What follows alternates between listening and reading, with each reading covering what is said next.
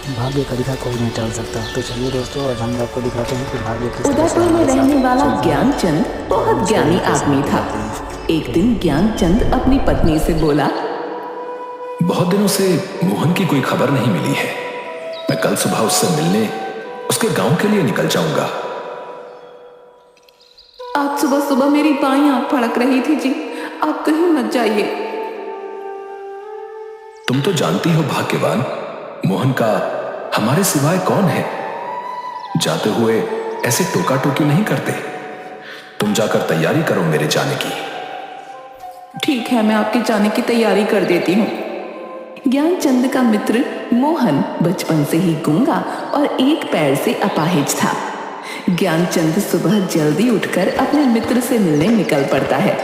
रास्ते में उसे एक आदमी मिलता है जो शरीर से काफी तंदुरुस्त था। वो आदमी ज्ञानचंद के पास आया। भाई, आप कौन हैं और कहां जा रहे हैं?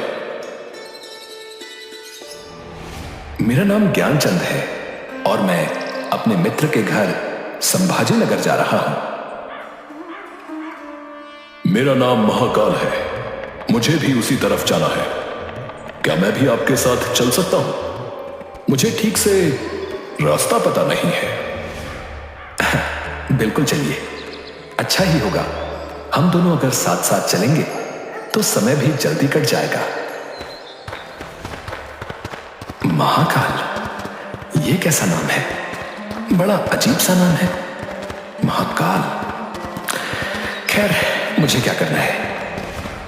लेकिन उसने महाकाल से कुछ भी नहीं पूछा और दोनों धीरे धीरे रास्ते पर आगे बढ़ने लगे। तभी बीच में एक छोटा सा गांव आया। भाई ज्ञानचंद, तुम आगे बढ़ो। मुझे इस गांव में किसी को एक संदेश देना है। मैं बस संदेश देकर तुम्हें मिलता हूं। ठीक है, मैं एक काम करता हूं, आगे उस कुएं पर थोड़ी देर आराम कर लेता हूं। तब तक तुम संदेश देकर वापस आ जाओ। हाँ बिल्कुल भाई, आप आराम करिए। मैं यूं गया और आया। ज्ञानचंद कुएं के पास बैठकर पानी पी रहा था। तभी उस गांव में शोर उठा कि एक बाज ने किसी आदमी के प्राण ले लिए और तभी महाकाल वापस आता है। चलो मित्र, आगे चलते हैं। बहुत काम अभी बाकी है ना। हाँ हाँ भाई, चलो। तुमने संदेश बहुत जल्दी पहुंचा दिया। हाँ, मुझे जिस आदमी से मिलना था वो मुझे पास ही में मिल गया और मैं उसे संदेश देकर तुरंत लौट आया। चलो, अब अपनी यात्रा शुरू करते हैं।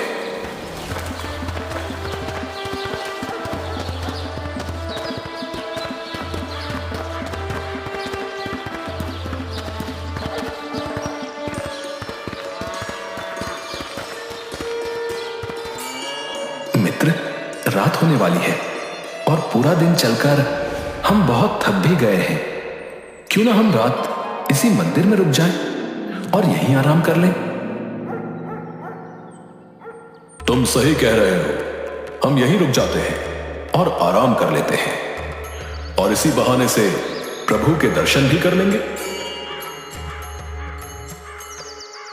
भूख भी बहुत लगी है, इसलिए भोजन कर लेंगे और थोड़ा विश्राम करके सुबह जल्दी ही आगे की यात्रा के लिए निकल पड़ेंगे। ठीक है, हम यहीं रुक जाते हैं। मुझे इस गांव में किसी का सामान देना है, देकर आता हूं। तुम भोजन करो, मैं आकर खा लूंगा। लेकिन मित्र, साथ में भोजन करते हैं ना? अरे मित्र, बस मैं काम निपटाकर अभी आया। आप भोजन करो।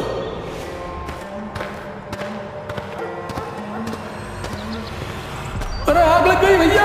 अरे पूरे गांव में आग लग गई, लगता है कुछ नहीं बचेगा।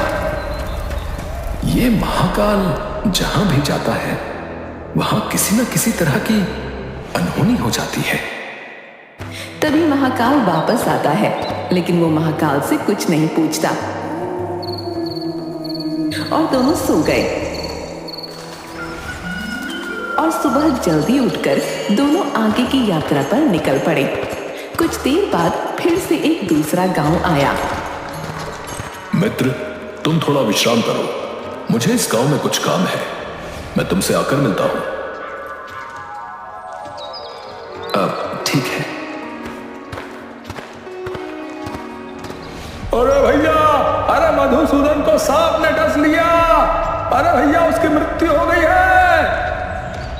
तभी महाकाल वापस आ जाता है।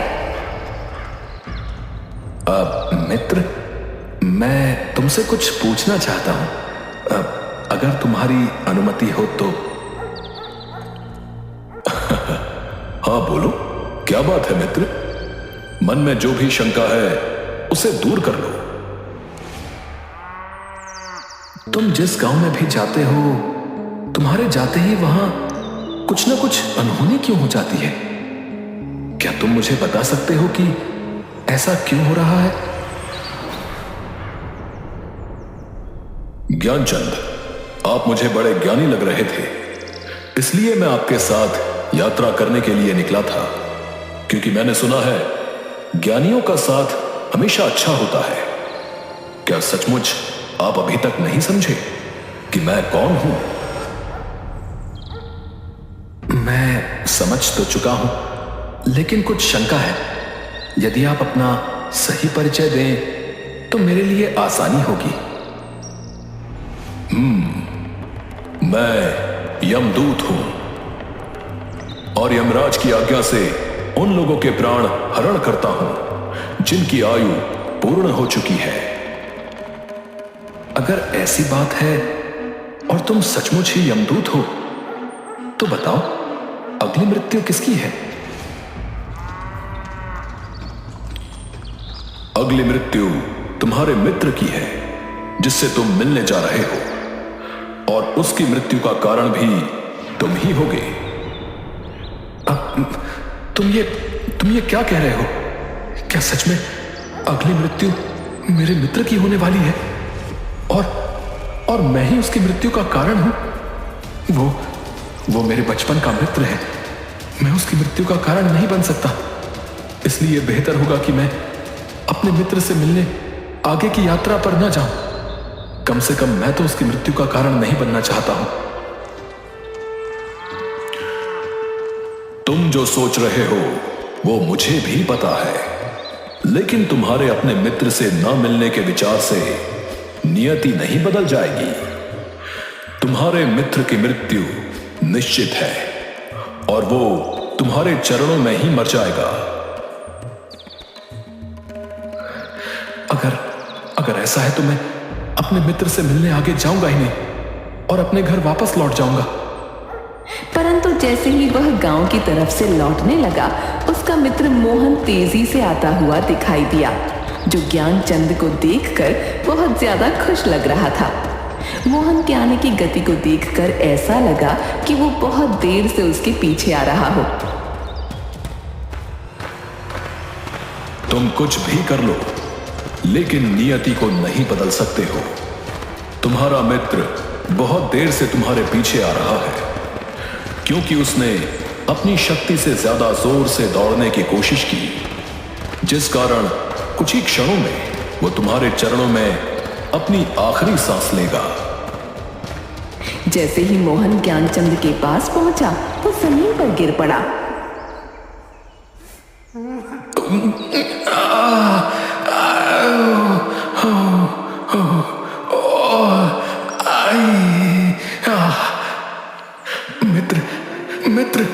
मित्र तुम ठीक हो ना? मैं तुम्हें कुछ नहीं होने दूंगा।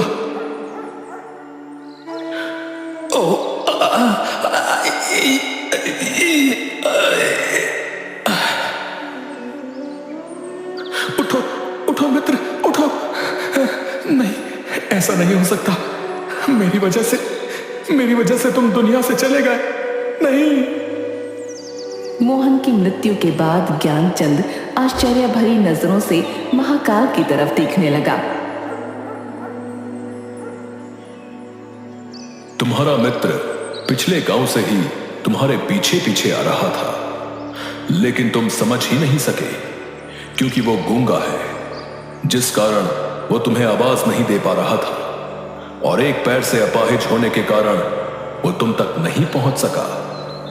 उसने अपनी सारी ताकत लगाकर तुम तक पहुंचने की कोशिश की, और बुढ़ापे में शरीर में ज्यादा शक्ति नहीं होती, इसलिए उसकी हृदय गति रुकने की वजह से उसकी मृत्यु हो गई। और उसकी मृत्यु की वजह तुम हो, क्योंकि वो तुमसे मिलने के लिए अपनी सीमाओं को लांघकर तुम्हारे पीछे भाग रहा था।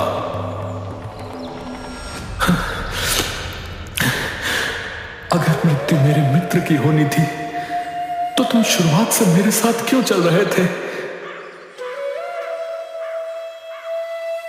मैं तो सभी के साथ चलता हूं और हर क्षण चलता रहता हूं।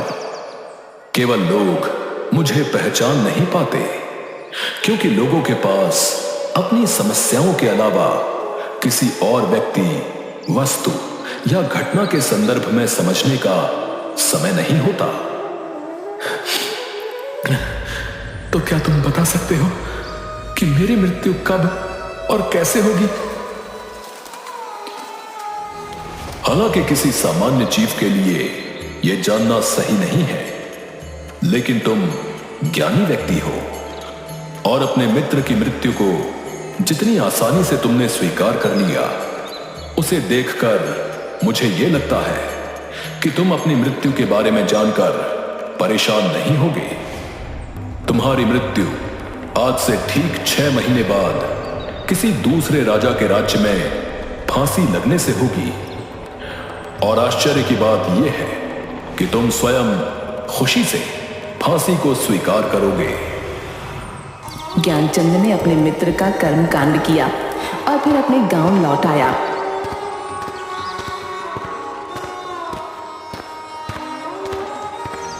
ज्ञानी व्यक्ति भी अपनी मृत्यु के बारे में जानने के बाद मृत्यु से बचने के लिए कुछ न कुछ करते हैं। ज्ञानचंद ने भी ऐसा ही किया। उसकी पहचान उस राज्य के राजा तक थी। ज्ञानचंद राजा के दरबार में पहुंच गया और सारी बात बताई। हमारे मित्र की समस्या आप सबने सुनी, और आप सब बहुत ही ज्ञानी हैं, इसीलिए मैं अपने मित्र के प्राण बचाना चाहता हूं, जिसके लिए मुझे आप सबकी सलाह चाहिए।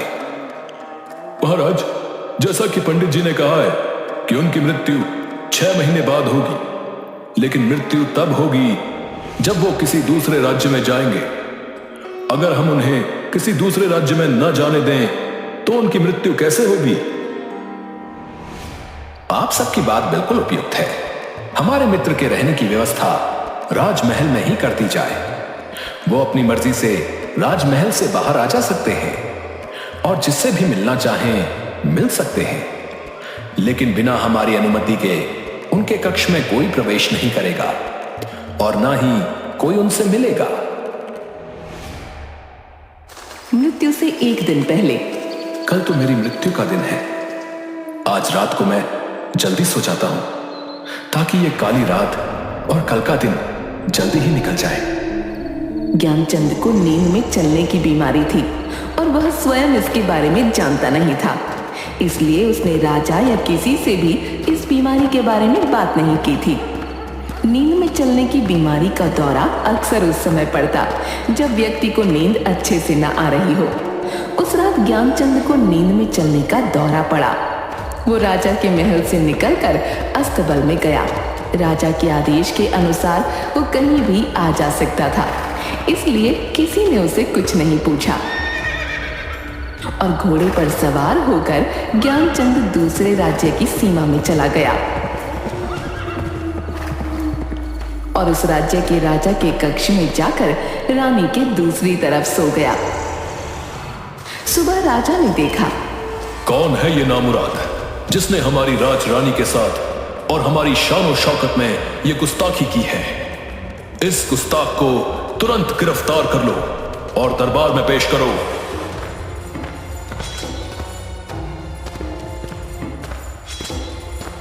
माफी महाराज, माफी महाराज। मुझे खुद नहीं पता कि मैं आपके राज्य में कैसे आया, और राज्य में तो छोड़ दीजिए, आपके कक्ष में कैसे आया मैं खुद नहीं जानता।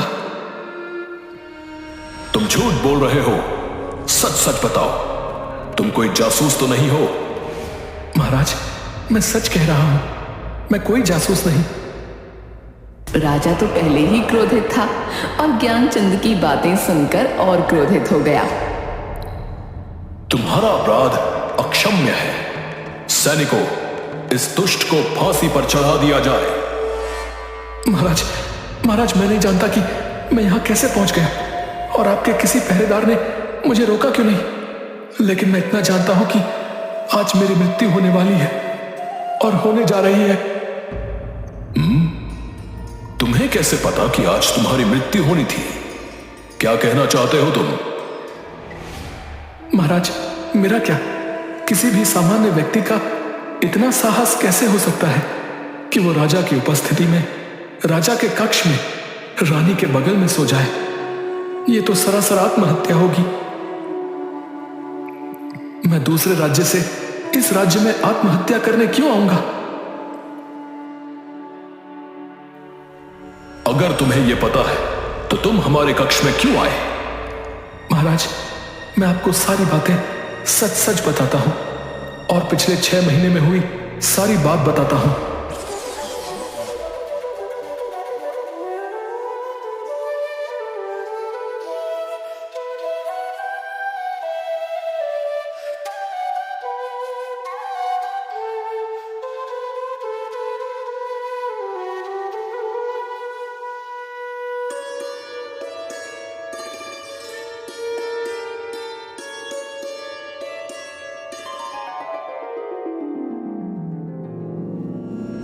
तुम अपनी मृत्यु से बचने के लिए महाकाल और अपनी मृत्यु की भविष्यवाणी का बहाना बना रहे हो। नहीं महाराज, अगर आपको ऐसा लगता है तो आप पड़ोसी राज्य के राजा से पता करवा सकते हैं। यदि तुम्हारी बात सत्य है और आज तुम्हारी मृत्यु का दिन है जैसा तुमने कहा, तो मैं तुम्हारी मृत्यु का कारण नहीं बनूंगा। लेकिन यदि तुम झूठ बोल रहे हो तो निश्चित ही आज तुम्हारी मृत्यु होगी। पड़ोसी राज्य के राजा हमारे मित्र हैं। हम अभी अपने सैनिकों को वहां भेजकर तुम्हारी कही बातों का पता लगवाते हैं। सिपाही दूसरे राज्य जाकर वापस आते हैं।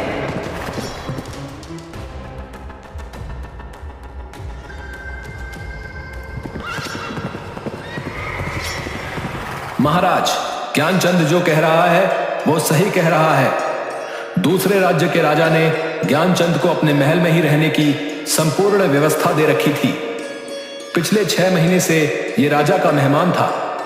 कल रात राजा स्वयं इससे अंतिम बार कक्ष में मिले थे और उसके बाद ये इस राज्य में कैसे पहुंचा, इसकी जानकारी किसी को नहीं।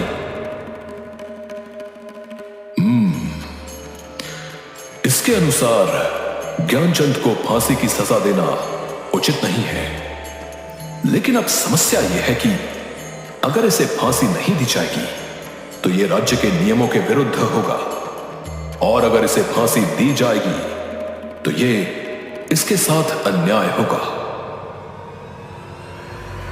महाराज, ज्ञानचंद को कच्चे सूत के एक धागे से फांसी लगवा दें, जिससे आपके वचन का मान रहेगा, और कच्चे सूत के धागे से लगी फांसी से ज्ञानचंद की मृत्यु भी नहीं होगी। महाराज,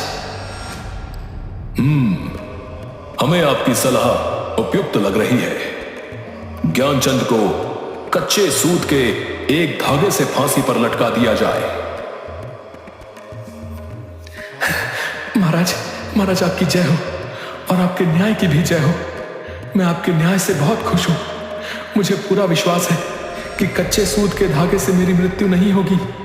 मैं खुशी खुशी आपकी दी हुई इस फांसी की सजा को स्वीकार करता हूं। महाराज,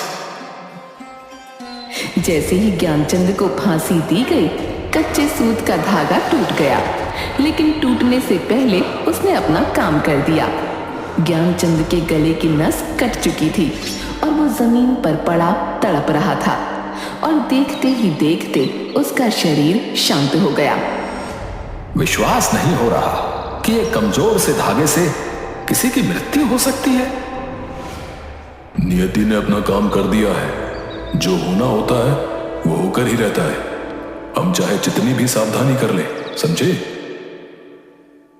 चाहे इंसान जितने उपाय कर ले, हर घटना और उस घटना का सारा ताना बाना पहले से निश्चित है, जिसे हम रत्ती भर भी इधर उधर नहीं कर सकते। इसलिए ईश्वर ने हमें भविष्य जानने की क्षमता नहीं दी है, ताकि हम अपने जीवन को ज्यादा बेहतर तरीके से जी सकें।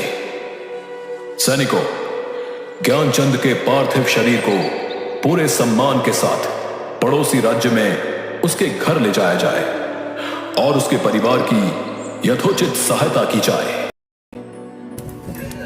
उसके बाद ज्ञानचंद की पत्नी ने ज्ञानचंद का दाह संस्कार पूरे विधि विधान से किया। जैसा करता है वैसा ही करता है, आप लोग वीडियो में देख सकते हैं।